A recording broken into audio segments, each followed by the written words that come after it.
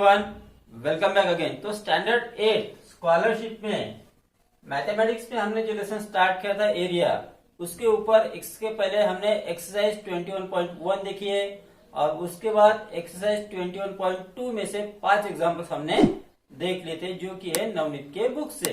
तो आज हम उसको आगे बढ़ा रहे हैं। तो देखते हैं क्वेश्चन नंबर 6। तो क्वेश्चन 6 में क्या दिया है, यहाँ पे एक फिगर दी है।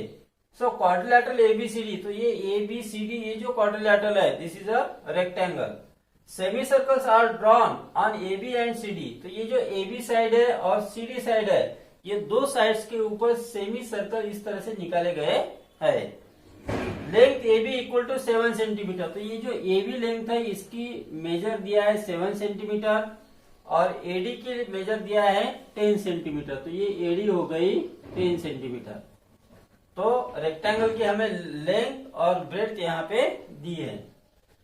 Find the area of the figure. अब इस पूरे एरिया का अगर हमें एरिया फाइंड करना है तो हमें रेक्टेंगल का एरिया फाइंड करना पड़ेगा प्लस इस सेमी सर्कल का और इस सेमी सर्कल का एरिया फाइंड करना है। अब ये अगर रेक्टेंगल है तो ये भी अगर 7 सेंटीमीटर है तो CD भी हो जाएगी 7 centimetre, because opposite sides of a rectangle are equal. अब आप देखो कि ये जो AB रेक्टेंगल की जो ब्रेड्थ है वही इस सेमी सर्कल का डायमीटर हो गया। ठीक है, अब इसका भी डायमीटर 7 सेंटीमीटर है, इसका भी डायमीटर 7 सेंटीमीटर है, यानी दोनों सेमी सर्कल की जो रेडियस रहेंगी वो इक्वल रहेंगी। और जब दो सेमी सर्कल की रेडियस इक्वल है इसका मतलब दोनों सेमी सर्कल को अगर हम जोड़ दें तो ये पूरा सर्कल बन जाएगा। तो अगर हम उस सर्कल का एरिया फाइंड करेंगे और उसमें अगर रेक्टेंगल का एरिया ऐड कर देंगे तो हमें इस पूरे फिगर का एरिया मिल जाएगा। Now question is that we will first find the radius of semi circle. So diameter of semi circle equal to diameter of semi circle कितना है, वो है AB और वो कितना है 7 सेंटीमीटर और डायमीटर दिखाते हैं हम D से, तो D हो गया 7 सेंटीमीटर। तो हमें रेडियस मिल जाएंगी। तो रेडियस क्या होती है, डायमीटर का हाफ, यानी 7/2 दैट इज इक्वल टू हो गया 3.5 सेंटीमीटर। अब now we will find area of 2 semi circles. इस तरह से हम कर सकते हैं। ठीक है, so area of 2 semi circles, क्योंकि दोनों सेमी सर्कल की रेडियस सेम है, 2 सेमी सर्कल्स इक्वल टू, अब एरिया ऑफ सर्कल क्या है, वो है पाई आर स्क्वायर और area of semi circle find करना है तो उसको 2 से डिवाइड करो। ये हो गया एक सेमी सर्कल का एरिया। अब हमें तो फाइंड करना है 2 सेमी सर्कल का एरिया, इसलिए इसको मल्टीप्लाई करना 2 से। So you will get 2 to get cancel pi are square और वैल्यू पुट अप करो। Pi is 22/7 into radius is 3.5 और उसका हो गया स्क्वायर। अब किसी का भी स्क्वायर है नहीं, उसको हम 2 टाइम मल्टीप्लाई करते हैं।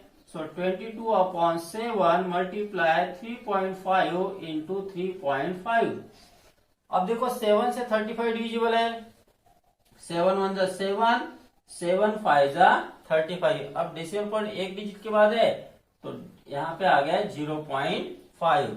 So you will get here 22 into 0.5 into 3.5। इसको कैलकुलेट करो, 5 2 जा 10 जा 0, कैरी 1, 5 2 जा 10 और 1 हो गया 11। डेसिमल पॉइंट एक डिजिट के बाद दिया तो आंसर आ गया 11।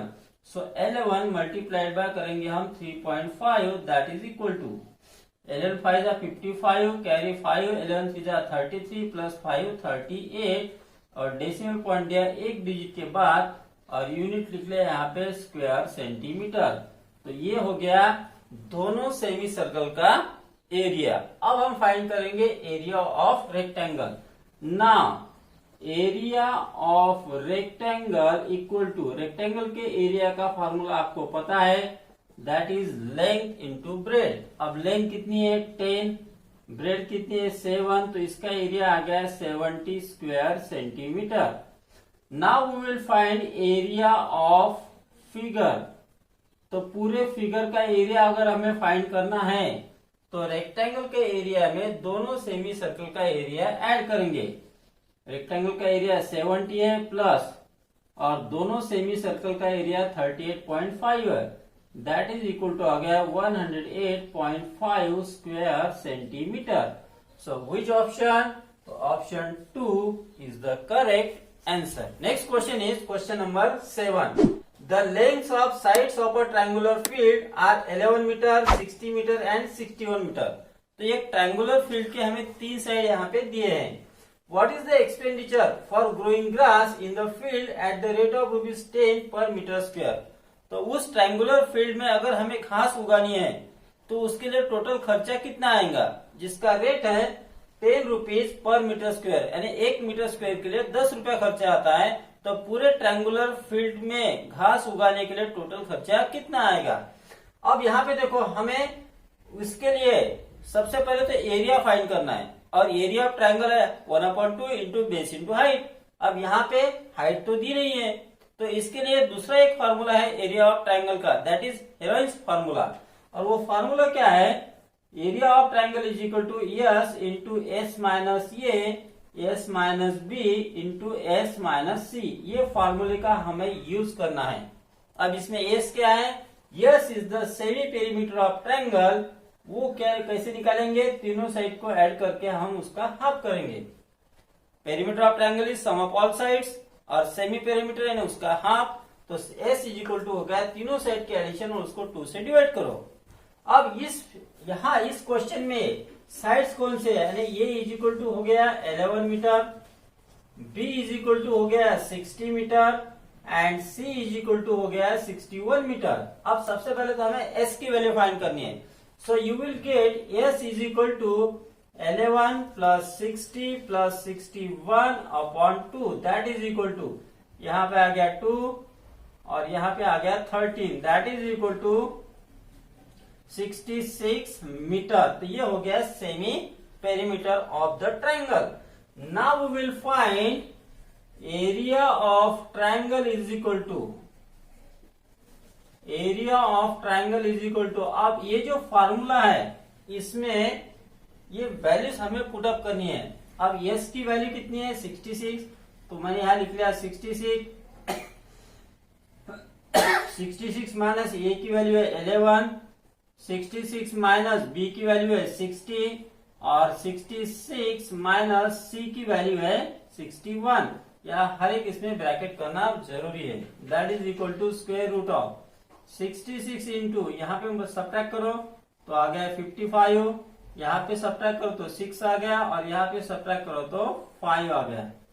दैट इज इक्वल टू, अब इन सबके मल्टीप्लीकेशन करो तो 6 फायदा हो गया 30, और 30 को 55 से मल्टीप्लाई करो तो 55 इंटू 3 1650 आ गया। 1650 को 66 से मल्टीप्लाई करो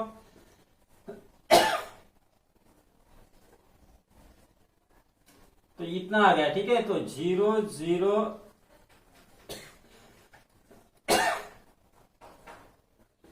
तो आंसर कितना आ गया? 10 8 9 0 0। अब इतने बड़े नंबर का स्क्वायर रूट हमें फाइंड करना है, बहुत आसान है।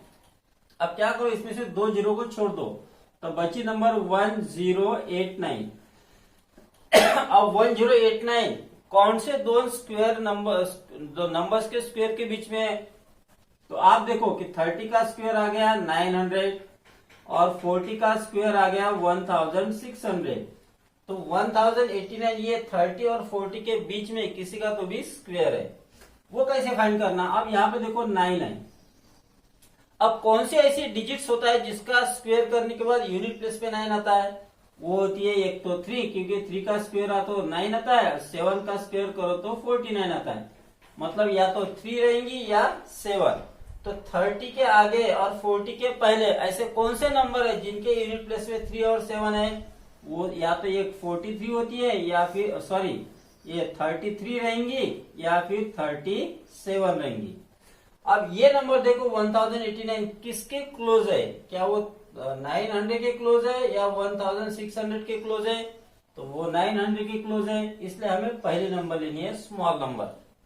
ठीक है, तो इसका जो स्क्वायर रूट आ गया वो हो जाएगा 33, लेकिन ये 33 जो स्क्वायर रूट है वो 1089 का ही है। दो जीरो छोड़ दिए तो उसमें से एक जीरो यहाँ लेना है।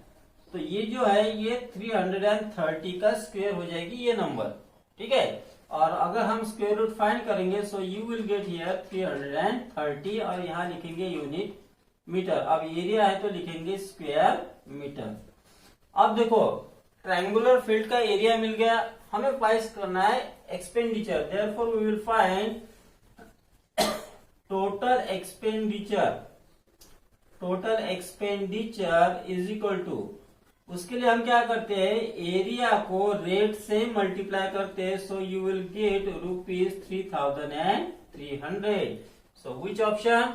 Option 3 is the correct answer. Now we will see question number 8। In the figure 4 congruent circles with radius 7 centimetre are shown. यहाँ पे जो 4 सर्कल दिए हैं इन सबकी रेडियस सेम है। तो ये रेडियस, इसकी रेडियस, इसकी रेडियस और इसकी रेडियस चारों सेम है और सबकी लेंथ है 7 सेंटीमीटर। यानी ये हो गई 7 सेंटीमीटर तो ये भी हो गई 7 सेंटीमीटर। वैसे ये और ये सबकी रेडियस सेम है। What is the area of the shaded region? अब यहाँ पे आप देखोगे कि इतना एरिया यहाँ पे शेडेड किया है, इसका हमें एरिया फाइंड करना है। अब ये एरिया कैसे फाइंड करेंगे? उसके लिए आपको स्क्वायर के एरिया में से ये जो यहाँ पे क्वाड्रेंट बना है या सेक्टर बना है, तो ये चारों सेक्टर का एरिया, ये चारों क्वाड्रेंट का एरिया आपको सब्ट्रैक्ट करना पड़ेगा, तब जाके आपको शेडेड पोर्शन का एरिया मिलेगा। अब सवाल यह है कि 4 क्वाड्रेंट है यहाँ पे और सबकी रेडियस सेम है, ठीक है। अब एरिया ऑफ सर्कल क्या होता है? वो होता है पाई आर स्क्वायर। और सर्कल को अगर 4 पार्ट में डिवाइड करो और उसका एक पार्ट का एरिया अगर फाइंड करना है तो हमें उसको 4 से डिवाइड करना पड़ेगा। अरे ये हो गया एक क्वाड्रेंट का एरिया।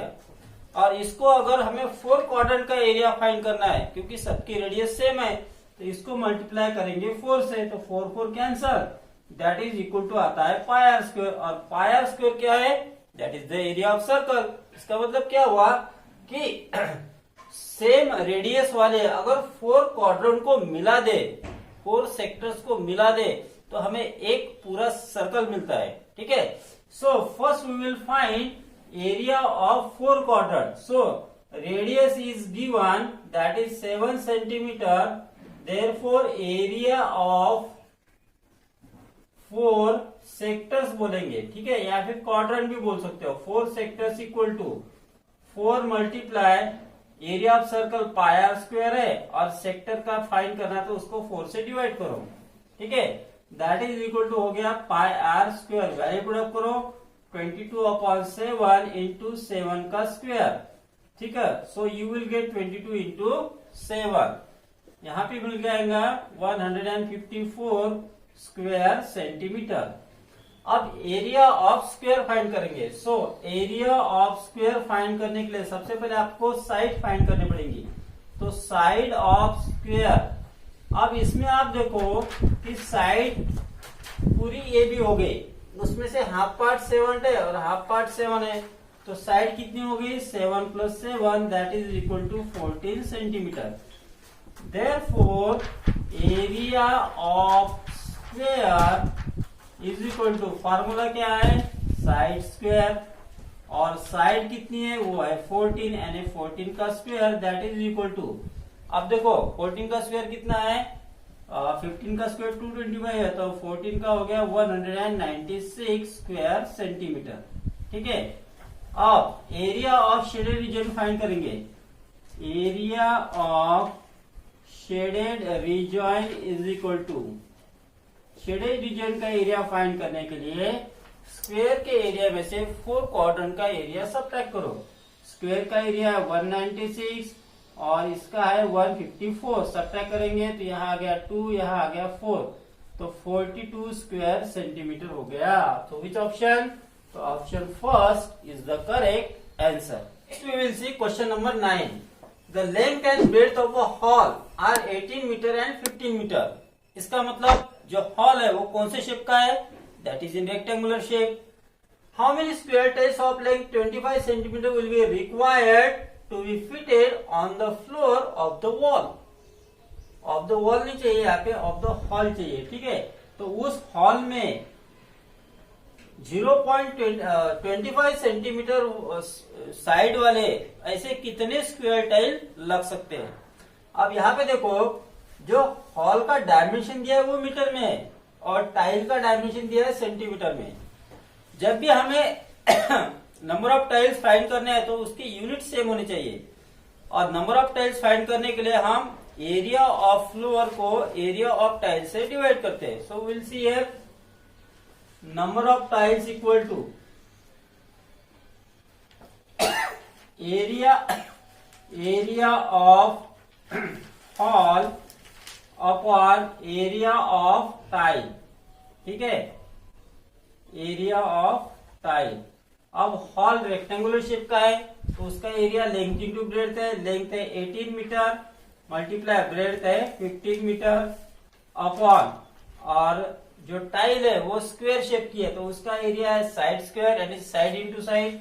तो हम इसको सिंपली लिखेंगे 25 सेंटीमीटर इंटू 25 सेंटीमीटर। अब देखो, इसका एरिया आएगा मीटर स्क्वायर में, और आपको पता है 1 metre square is equal to होता है 10,000 स्क्वायर सेंटीमीटर। ठीक है, तो 18 इंटू 15 को मल्टीप्लाई करके 10,000 से मल्टीप्लाई कर दो। ठीक है, so you will get here 18 multiply 15 into 10,000 centimetre square upon, यहाँ पे आ गया 25 इंटू 25 सेंटीमीटर स्क्वायर। अब सेंटीमीटर स्क्वायर गेट कैंसल, 25 से डिवाइड करो, यहाँ पे 5 से डिवाइड होता है, 5 3 जा 5 5 जा, और 25 से इसको डिवाइड करो, 25 1 जा 25 4 जा। सो you will gate 18 multiply 3 into 4, यहाँ पे 2 जीरो लगा दिए, अपॉन 5 इक्वल टू, अब 5 से इसको डिवाइड करो और 18 इंटू 3 से करो। ठीक है, 18 3 जा 54 इंटू 5 से डिवाइड करो, 5 8 जा 40। सो 8 से मल्टीप्लाई करेंगे 32 कैरी 3 और 43, तो जीरो लगा दिया, तो आंसर आ गया 4320। So which option? Option 4 is the correct answer. And now last question of this exercise is question number 10। एक फिगर यहाँ पे दी है, जो है एक स्क्वायर एबीसीडी। अब इस स्क्वायर में यहाँ पे आप देखो कि 4 यहाँ पे जो है वो क्वाड्रेंट दिए है, मतलब सर्कल का जो 1/4 पार्ट होता है वो यहाँ पे आपको दिया है इस तरह से। ठीक है, quadrilateral ABCD is a rectangle, sorry square नहीं है, ये एबीसीडी एक रेक्टेंगल है जिसकी लेंथ है 24 सेंटीमीटर, यानी यहां से यहां तक दिए आपको 24 सेंटीमीटर, एंड जो उसकी ब्रेड्थ है बीसी वो दिए 18 सेंटीमीटर, यानी यहां से यहां तक पूरी दिए आपको 18 सेंटीमीटर। ठीक है, a sector of radius 7 centimetre is cut off at each corner of the rectangle. तो इस रेक्टेंगल के जो 4 कॉर्नर है, हर एक कॉर्नर पे जो सेक्टर क्रॉस किए यहाँ पे उनकी रेडियस है 7 सेंटीमीटर, यानी यहां से यहां तक 7 है, यहां से यहां तक 7 है। इसी तरह से ये हर एक की रेडियस 7 सेंटीमीटर यहाँ पे दी गई है। तो हमें जो रिमेनिंग पोर्शन है ये वाला, इसका एरिया फाइंड करना है। अब रिमेनिंग पोर्शन का एरिया फाइंड करना है, यानी रेक्टेंगल के एरिया में से चारों सेक्टर का एरिया सबट्रैक्ट करना है। अब 4 सेक्टर का, चारों सेक्टर की रेडियस सेम है। ठीक है, तो हम सबसे पहले तो हम चारों सेक्टर की एरिया फाइंड करने हैं, तो सबकी रेडियस 7 सेंटीमीटर है। So area of 4 sectors. अब 1 सेक्टर का एरिया अगर फाइंड करना है तो हम क्या करते हैं कि एरिया को, सर्कल के एरिया को 4 से डिवाइड करते हैं, तो हमें 1 सेक्टर का मिलता है। और 4 सेक्टर का फाइंड करना है तो 4 into pi are square upon 4 हो गया, 4 get cancel, so remain pi are square. Value put up करेंगे 22/7 इंटू रेडियस है 7 का square, so you will get 22 into 7, यहाँ पे हो गया है 154 स्क्वायर सेंटीमीटर। तो ये तो हो गया area of all 4 sector. Now we will find area of rectangle.